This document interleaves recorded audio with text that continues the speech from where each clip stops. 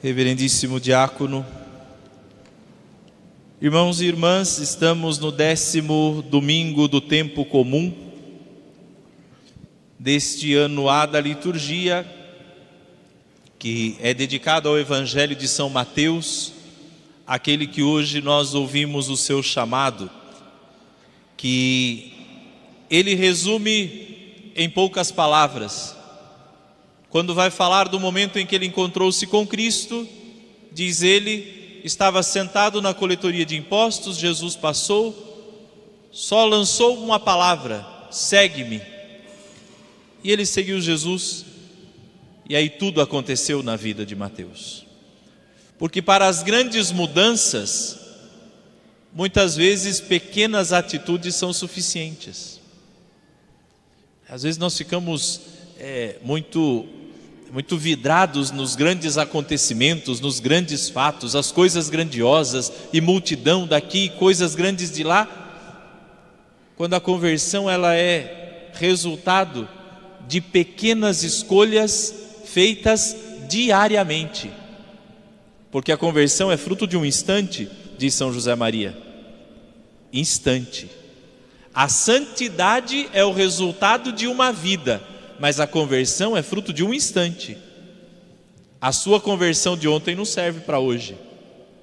É necessário se converter de novo.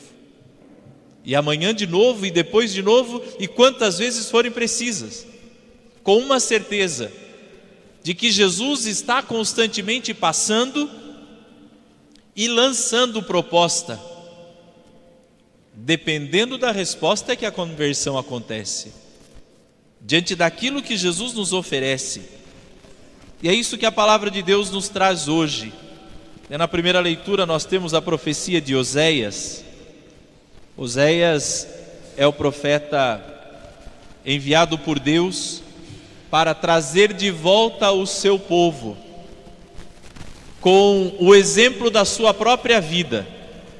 Oséias casou-se com uma prostituta que o traiu com muitos homens. E sempre depois das traições, Deus ia lá e falava com o profeta: acolha-a de volta, receba-a novamente. Toda ferida, machucada, abandonada, ia lá o profeta e trazia novamente a sua esposa.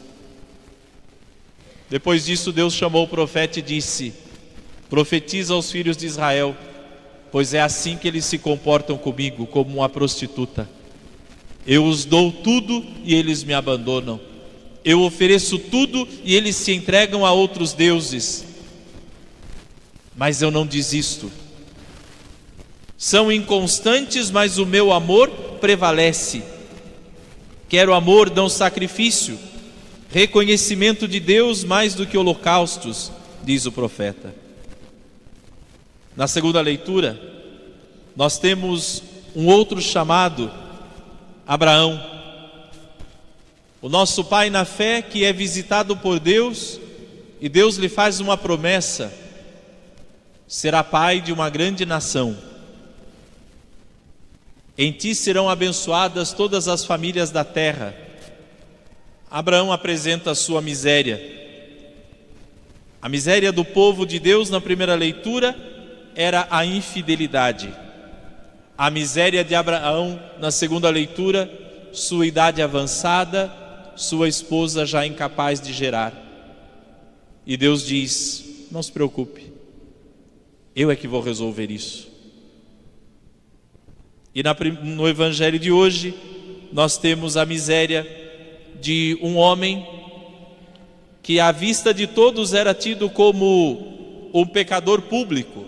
Mateus era um publicano, porque ele fazia parte do povo judeu, porém ele trabalhava para o império. Era tido como um traidor do seu povo, porque ele era responsável de receber os impostos e de enviar para o império. E de imposto nós brasileiros a gente entende muito bem, né? Graças a Deus, né? E assim Mateus todos os dias sentava na sua coletoria e ali tinha que receber dinheiro do seu povo e mandar para o império, e que muitas vezes dava a ele a liberdade. Tudo que você receber a mais do que aquilo que nós precisamos receber é seu. Então ele era tido como ladrão também. Assim ele era conhecido. Jesus passa por ali, enxerga Mateus na coletoria de impostos e o chama: segue-me. Ele se levantou e seguiu Jesus. Amados e amadas de Deus, a força de uma decisão bem tomada na vida, a força de uma escolha bem feita, que pode transformar toda a história humana, que pode fazer do pecador um santo, porque Mateus começa como pecador, mas a sua história termina como São Mateus. O cobrador de impostos se tornou apóstolo, o traidor se tornou evangelista, tudo a partir de um convite que ele recebeu e que ele escolheu seguir, e que ele escolheu ir atrás. Amados e amadas, a palavra de Deus hoje nos coloca diante de nós mesmos com todos os nossos defeitos, com todas as nossas misérias e limitações, e que não podem ser anulados, e que não podem ser esquecidos. Eu os tenho e você também os tem, cada um ao seu modo. E de vez em quando a gente se escandaliza tanto com o pecado das pessoas, não? Qual é a diferença entre o meu pecado e o pecado do outro? É que o do outro está exposto, o meu está escondido. É a única diferença que tem. Mas somos tão pecadores quanto. E Jesus, no Evangelho de hoje, diz: aprendei, pois, o que significa: quero misericórdia e não sacrifício. De fato, não vim para chamar os justos, mas os pecadores. Essa palavra tem que trazer paz ao meu e ao seu coração, porque isso garante: foi por causa de mim que Jesus veio. Foi por causa de mim, dos meus pecados, nas minhas misérias, nas minhas imperfeições. Foi por mim que Ele veio. Não foi para chamar os justos. E aí a gente se pergunta: eu tenho consciência de que eu sou esse pecador para o qual Jesus veio? Eu sou esse miserável pelo qual nosso Senhor se fez homem e veio habitar entre nós? Ou já me considero salvo, já me considero convertido, ou às vezes até mesmo no direito de, como os fariseus, julgar Jesus? Julgar Jesus. Olha o que eles disseram. Alguns fariseus viram isso e perguntaram aos discípulos: por que vosso mestre come com os cobradores de impostos e pecadores? Os justos julgam, os justos julgam, os pecadores se arrependem. Essa é a diferença, dizia o Papa Francisco, entre o pecador e o hipócrita. O pecador se arrepende e é perdoado, o hipócrita se justifica e permanece do mesmo jeito. Se justifica. E muitas vezes se justifica em cima do pecado do outro, dizendo: porque fulano faz isso, porque fulano faz aquilo, querendo dizer, o meu pecado perto do outro não é nada. Alguns se dão o direito de errar em vista do erro do outro, dizendo, porque o erro do outro é maior, então o meu passa bem.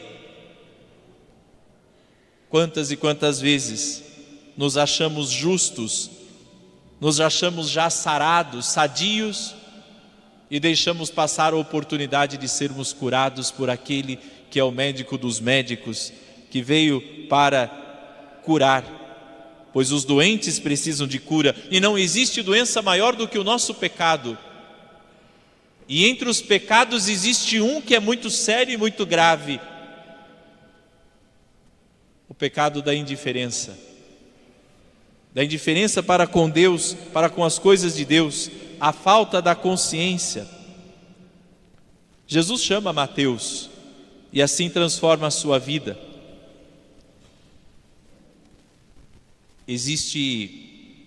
que agora está em processo de canonização, um bispo, um cardeal vietnamita chamado François Van Thuan. Por conta do regime do Vietnã, ele ficou preso durante 13 anos. E desses 13 anos, 9 anos foram na solitária. E ele escreveu lá na parede da cela dele: não há santo sem passado, nem pecador sem futuro. Não há santo sem passado, nem pecador sem futuro. Explico. Todo santo no seu passado teve um pecado. Todo santo, exceto a Virgem Maria. Todo santo no seu passado teve um pecado. E todo pecador no seu futuro pode ter santidade. Todo. Sem nenhuma exceção. Sem nenhuma. Pois aonde habitou o pecado, diz São Paulo, aí superabundante foi a graça. E uma das especialidades de Deus é pegar aquele que ninguém quer, aquele que ninguém deseja, aquele que é o pior de tudo, agir na vida dele e transformar. Exemplo disso, Santo Agostinho de Hipona. Santo Agostinho, 30 anos de uma vida totalmente desregrada. E hoje é o grande Santo Agostinho, doutor da igreja. Porque aonde habitou o pecado, superabundante foi a graça. E aonde foi que as coisas mudaram? Um chamado que Jesus fez para segui-lo. E à medida em que começa a seguir, a cura vai acontecendo, a transformação vai acontecendo, os pecados vão sendo perdoados. Queridos, assim como Jesus passou pela banca de impostos e ali viu Mateus, Jesus passa todos os dias pela nossa vida e nos vê, e nos chama para segui-lo, para andar com Ele naquele dia. E muitas vezes o nosso dia vai começar como sendo as piores de todas as criaturas. Mas alcançados pela graça de Deus, podemos, quem sabe, dormir orgulhosos de nós mesmos. E aí vem essa pergunta: meu filho, minha filha, você tem tido orgulho de você mesmo? Você tem conseguido olhar para a sua vida e dizer: eu tenho melhorado? Eu tenho conseguido ir dormir melhor do que eu acordo? O chamado que Deus me dá para as 24 horas de um dia, eu tenho conseguido corresponder a esse chamado, ofertando e oferecendo o que tenho de melhor, passando pela vida das pessoas e deixando a vida das pessoas um pouquinho melhor, o fardo do outro um pouco mais leve. Eu tenho permitido que aqueles que convivem comigo tenham levado uma vida mais suave. Porque se for assim, o chamado que Deus te fez para o dia valeu a pena. O passar pela sua vida, porque Jesus passa pela sua vida. Alguns ele passa bem cedinho, de madrugada, 4h30 da manhã, Jesus passa, dá um estalo de dedos assim: e aí, vamos viver hoje? Outros que são um pouquinho mais folgados, Jesus já passa às 8, né? Tem alguns que ele passa às 10, né? Tem também, tem. Mas ele passa e diz assim: aí,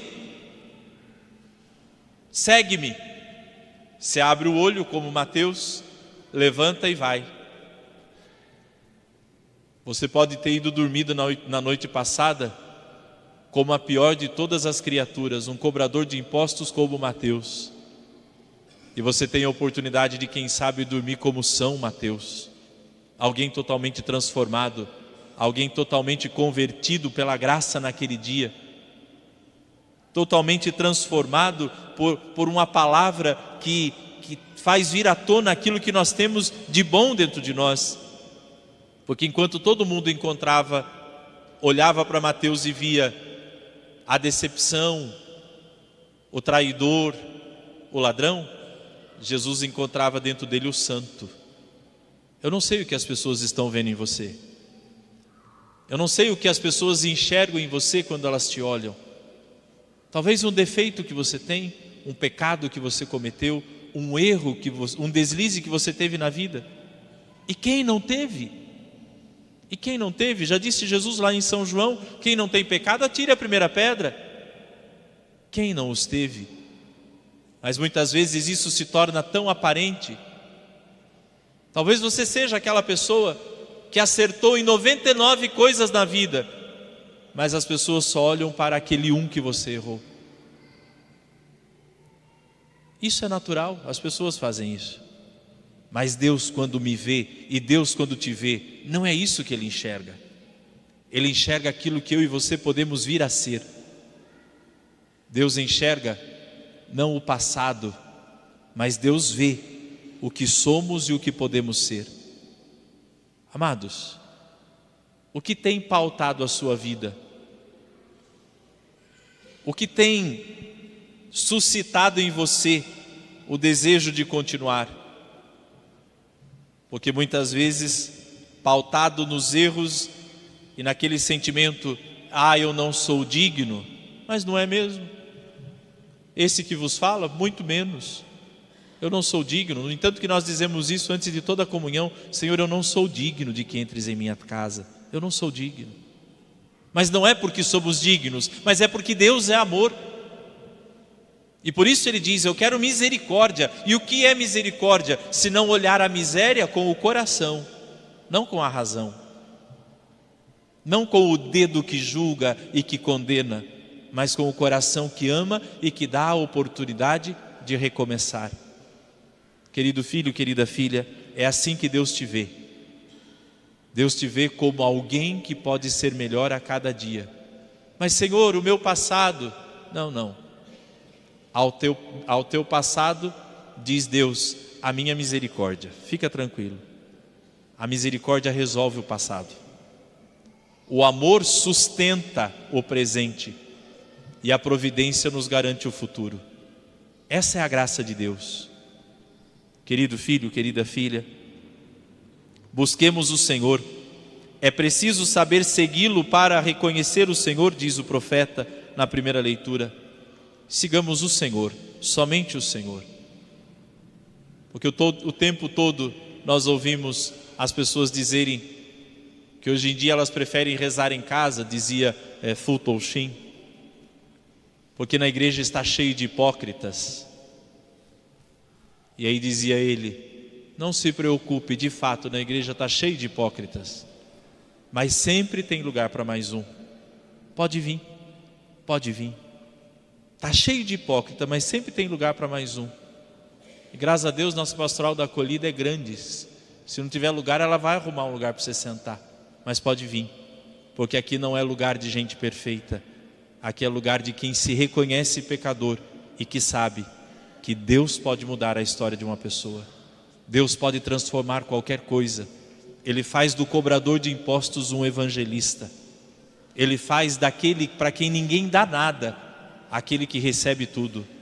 Ele é capaz de entrar na história de uma pessoa e fazer dessa história algo maravilhoso. Bem-vinda à igreja de gente pecadora, mas que confia que Deus pode transformar todas as coisas. Louvado seja o nosso Senhor Jesus.